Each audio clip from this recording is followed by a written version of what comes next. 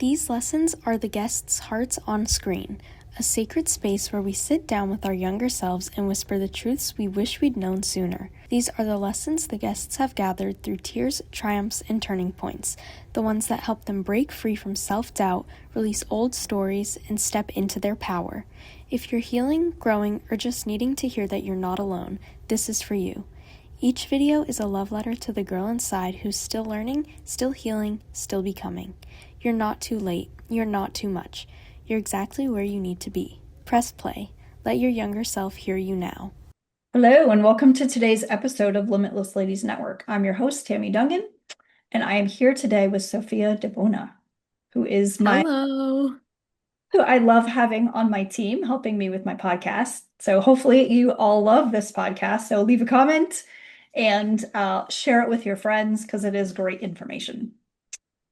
So Sophia, you are towards the end of your freshman year in college. How has that been for Yes.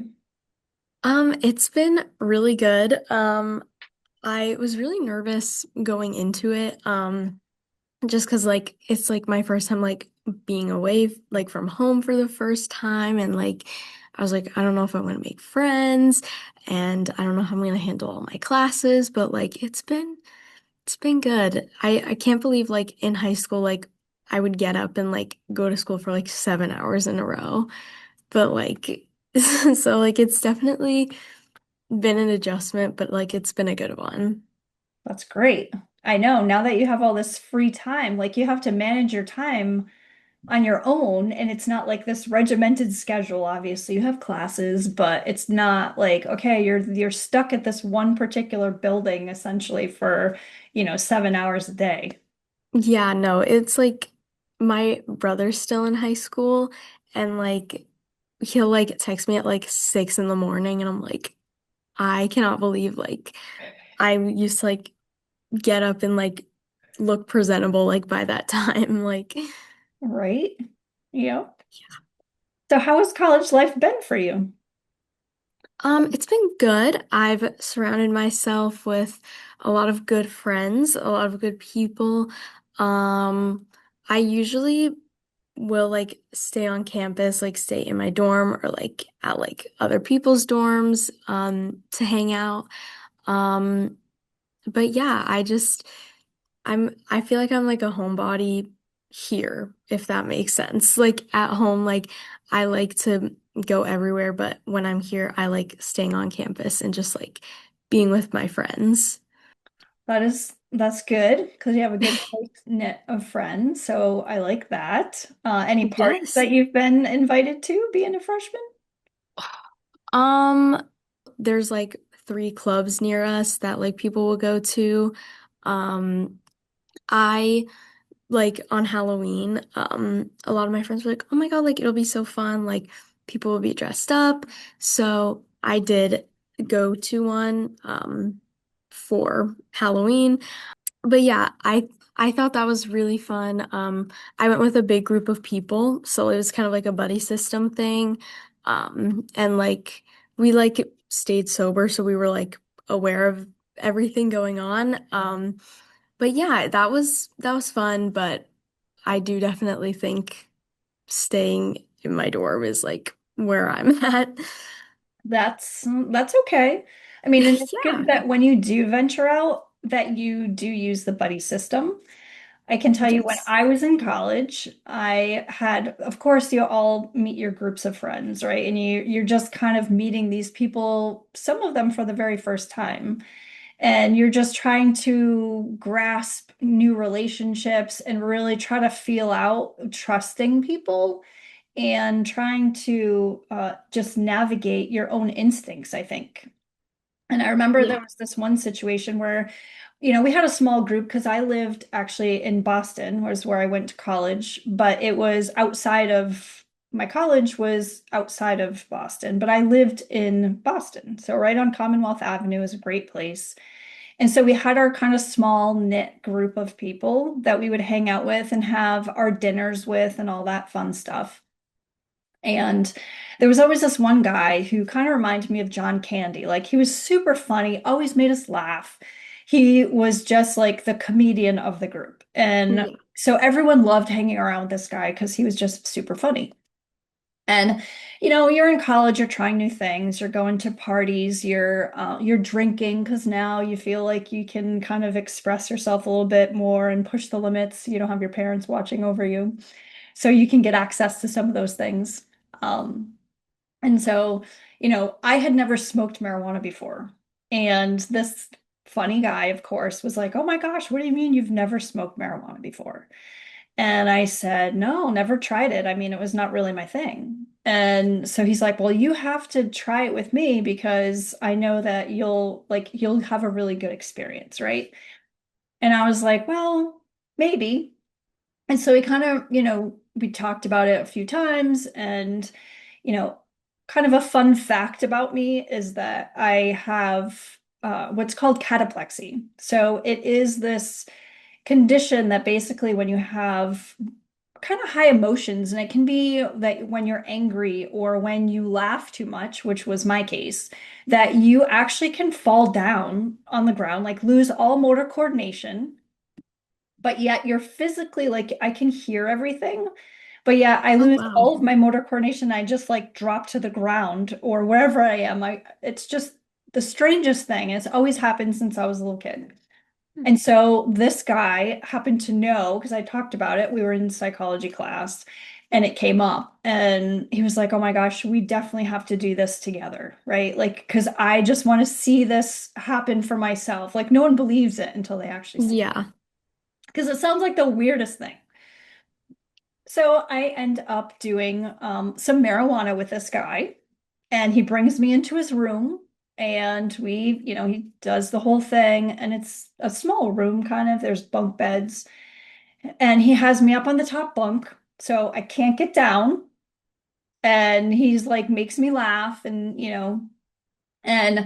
as soon as I have enough of it, like I start passing out. So I'm laying down and I can hear things and I can feel things, but I just can't move. It's almost like you're frozen. And this guy, after a couple times of me passing out, realizes that I really can't move because he's like poking at me and stuff. And then he starts feeling me up and like going up my shirt and going in other places. And I would like wake up kind of as it wears off. And I'd try to do something and he'd like push me down and then he'd make me laugh and say something. So I'd pass out and then he'd continue doing what he was doing. And of course, internally, I'm screaming, but yeah, I can't get anything out. It was the most terrifying thing.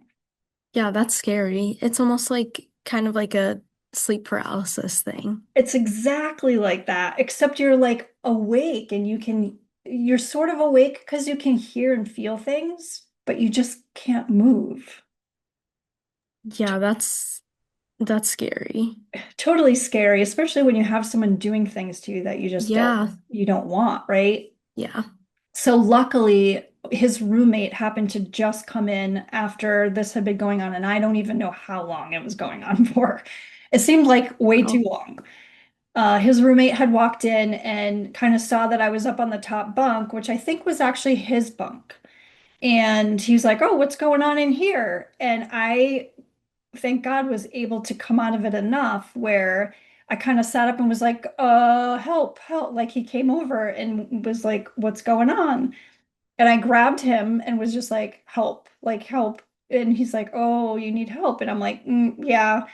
And then he realized when he talked with his roommate what was going on, helped me get down off the bunk, which was very, very high, it seemed. And then we went down and had something to eat in the cafeteria because it was almost dinner time. So I was so thankful that his roommate came in and was able to kind of pull me out of that horrible situation. But I think the lesson there is, like you said, kind of go in pairs. Don't ever, as much as you know somebody, really trust that you might be safe if you go, especially into a guy's room that you know, but you're there by yourself. Because sometimes people can just like flip a switch and their personality changes. And I never would have thought that this guy, who was so funny and seemed to be such a happy guy, would have done something so, to me, horrific. it was just mind blowing. Yeah. And it's like it's good that the roommate like had come back because like who knows like what could have happened.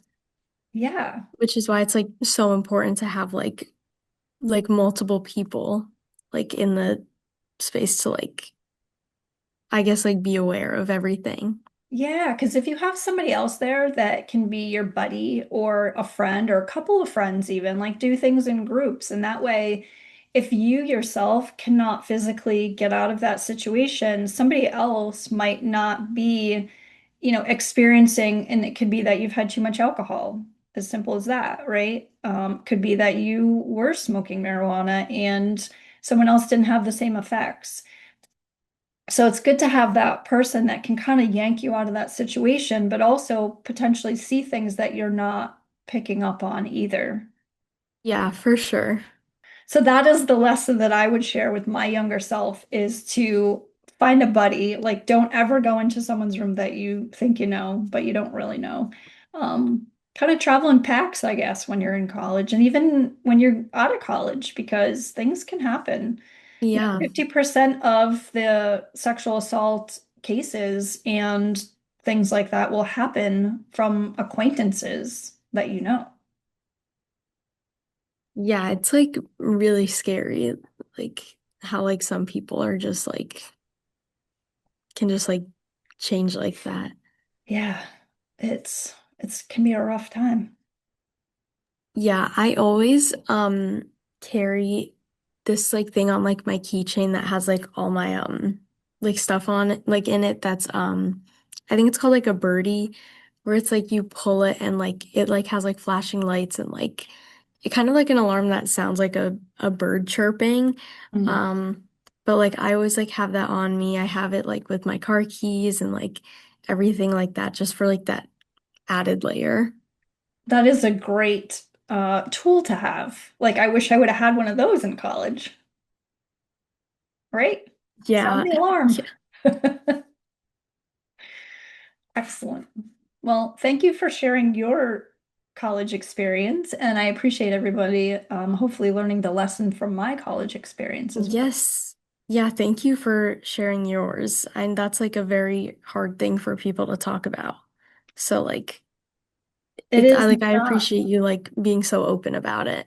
thank you. It is not easy, and it actually is not something that I've really shared with many people up until probably the last couple of years, because when Yeah. those traumas happen, we're so embarrassed that we don't want to be rejected. If I would have said something, and kind of called this guy out or filed a report or something, right? I don't want retaliation. I was in my friend group, so it makes it that much more difficult to have those conversations. So hopefully the ladies out there have learned a valuable lesson from this particular episode on how to protect ourselves so that none of these bad situations, we can keep ourselves safe. Please leave a comment. We love to hear from our listeners. Subscribe to our channel and follow us on our social media platforms because we love to hear from our listeners. Thank you. Bye. Bye.